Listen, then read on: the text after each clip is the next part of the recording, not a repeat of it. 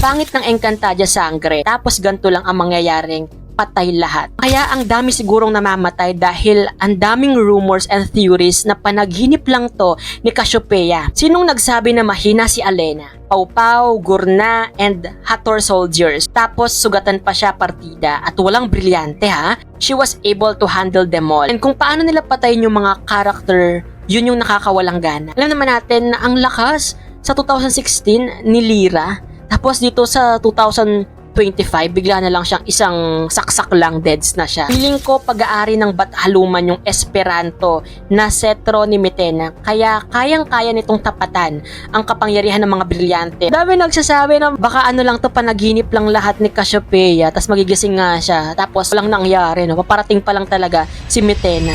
Hello everyone! So, nakakataba ng puso at the same time, gusto ko yung talakayan natin last time about sa week 2 ng Encantadia Chronicles Sangre. Sa mga Encantadix dyan, Avisala Eshma sa inyong mga comments.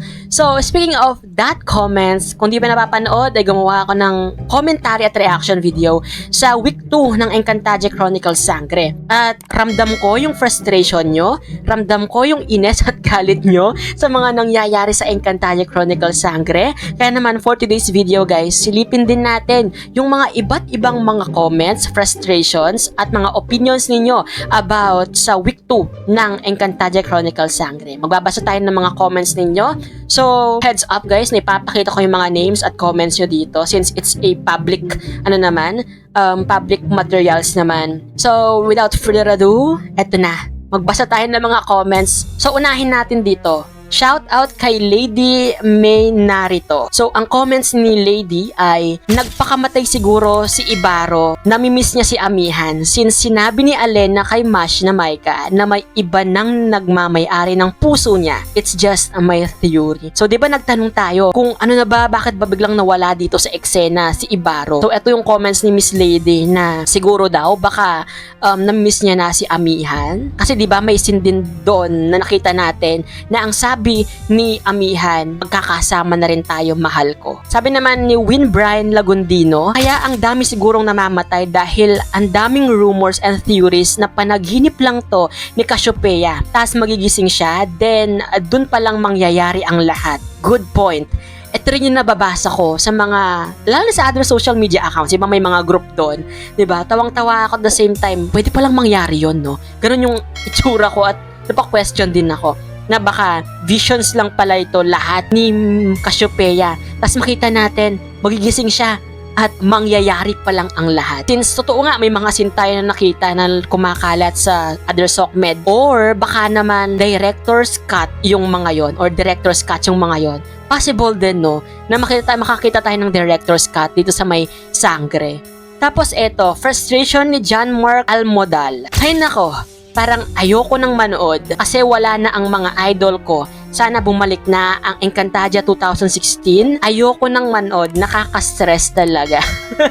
Grabe yung frustration ni John Mark. Actually, John Mark, hindi lang ikaw yung nakakaramdam ng ganyang frustration. Since nasanay tayo, di ba, na nandyan yung mga 2016 Sangre na gumagawa sa mga bagong Sangre. Tapos makita-kita natin, bigla silang mawawala sa scene. Papatayin yung mga character. Makikita natin yung ibang character sa 2016 na unti-unting nawawala dito sa may 2025. Nung sa puntong yon, talagang nakaka-frustrate. Pero sabi nga, di ba, hindi na lang ito basta continuation. Panibagong era na ito na dapat nating abangan. So, yon, gets ko yung frustration mo, and hopefully na meron talagang twist na inihanda dito si Bathalumang Suzette para makita natin sa mga paparating pa ng mga episodes. Ito, ang sabi naman ni 7 Words Collide 2614, ang problem po dito sa Sangre, yes, okay naman mamatay yung mga characters na given na OP nga si Metena, pero yung pacing talaga, and kung paano nila patayin yung mga character, yun yung nakakawalang gana. Feeling ko ang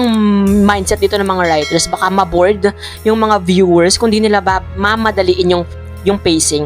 Since hindi naman talaga 2016 Sangre yung pinaka inaabangan or pinapaikutan ng kwento nitong Sangre, bagkus yung mga new Sangre na.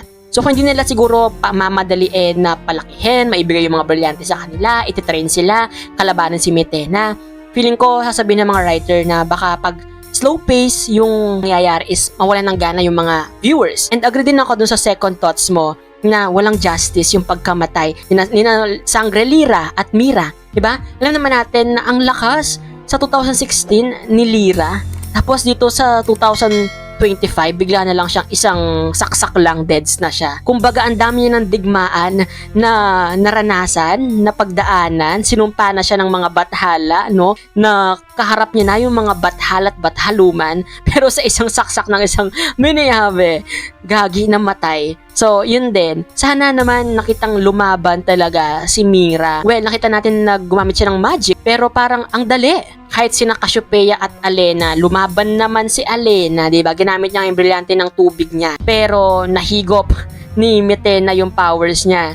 Kaya nawalan siya ng kapangyarihan. Pero sana ginamit niya yung boses niya, no? Kasi ang powerful din ng boses ni Alena. Kahit wala siyang brilyante. Sa 2005 nga, ang lakas, di ba? Kaya niya makipaglaban gamit lang yung boses niya. But this time, nag-rely siya sa brilyante. Nakalimutan yata niya na may powers yung boses niya dito. Tapos si Bathalumang Cassiopeia na siguro meron siyang guilt na nararamdaman kaya hindi niya mapuksa-puksa or malabanan yung kapatid niya. Well, gets ko naman yung part na yon. Eto, comments pa. Mabilisang comments from Michael Ram.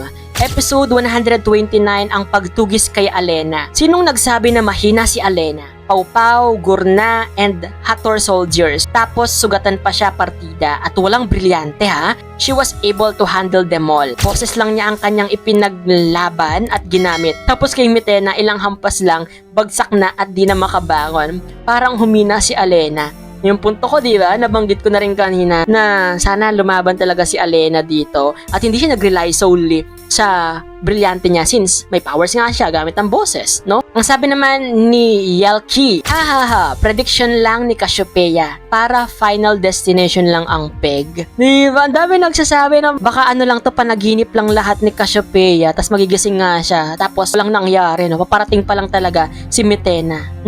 Okay, sige. So eto, sabi naman ni Noray na Kamdan, si Dea kaya, bakit naging tagapangalaga siya ng brilyante ng hangin? Hindi natin sure pero alam natin na anak siya ni Olgana. Tapos, may mga theory ako nababasa dito na baka anak ni Amihan the First. Kung natatandaan nyo si Amihan, si Max Colin pa, yung Amihan the First dito. Baka may connection siya kay Dea. What do you think about that, guys? Ang sabi naman dito ni Carlo Panganiban, mas kapanapanabik ang eksena. Syempre, mga katanungan mong yan, hindi masasagot kung hindi mo tututukan ng bawat serye. Lahat ng namamatay, pwede ding buhayin. Anyway, new character na din naman, so accept the fact na may mga pagbabago. Well, totoo din naman, mananig lang tayo kay Bathalumang Suset na baka merong twist talaga na inihanda dito sa may sangre. So, kailangan na nating mag-ready din siguro kung yung mga karakter na inaabangan natin is mawawala din dito sa sangre. Ito another theory from, hindi ko mabasa, basta si Hulk. May plot twist siguro to kasi meron po na leak na video na nagsusword fight training si Cassiopeia tapos si Mitena and si Cassiopeia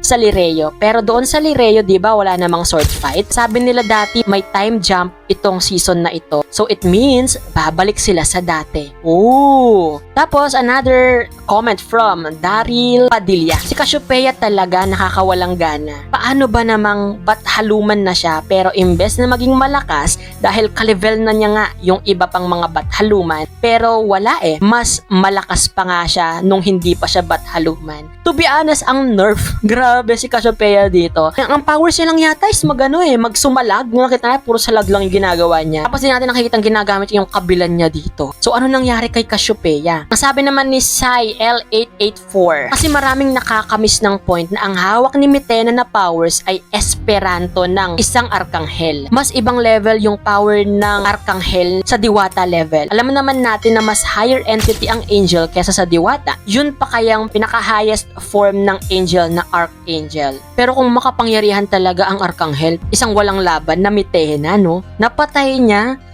Yun lang. Point ko lang yun. From Edwin Rodrigo, feeling ko pag-aari ng bathaluman yung Esperanto na setro ni Mitena. Kaya kayang-kaya nitong tapatan ang kapangyarihan ng mga brilyante. At malamang ang bathaluman na ito ay maaring dating kabiyak ng bathalumang Si Emre, about Lyra and Mira, babalik siguro yung mga yan bilang mga iftre sa kalagitnaan ng Encantadia. From Sandra Lynn Palmer, pangit ng Encantadia Sangre. Ang tagal ko itong hinintay. Encantadia fanatic ako mula 2005 hanggang 2016, tapos ganito lang ang mangyayaring patay lahat. Grabe yung frustration. From Luz Viminda de los Santos. Yung 8 years mong inintay, tapos ganto ang ginawa ng director na remake ng Encantadia. Nakakawalang gana, ang dami kong in-expect, kaso disappointed talaga. Ramdam na ramdam talaga yung disappointment at frustration ng mga Encantadicts dito. Since hindi na nga si Direk Mark yung humahawak ng Sangre ngayon, so, ibang director na talaga. Let's see. Sana naman talaga worth it lahat ng mga frustration nating to.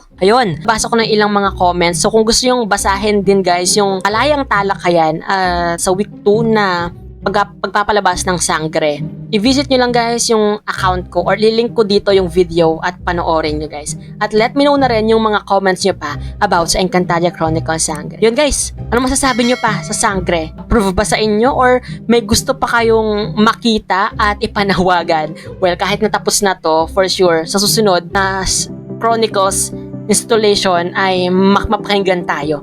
Let me know guys in the comment section yan. Siyempre kung hindi ka pa rin nakasubscribe sa channel ko, don't forget to hit that subscribe button and that notification bell para lagi kang updated sa mga videos na i-upload ko pa. This has been CJ guys, your man of letters. Stay safe and stay motivated. Thank you for watching. Bye-bye!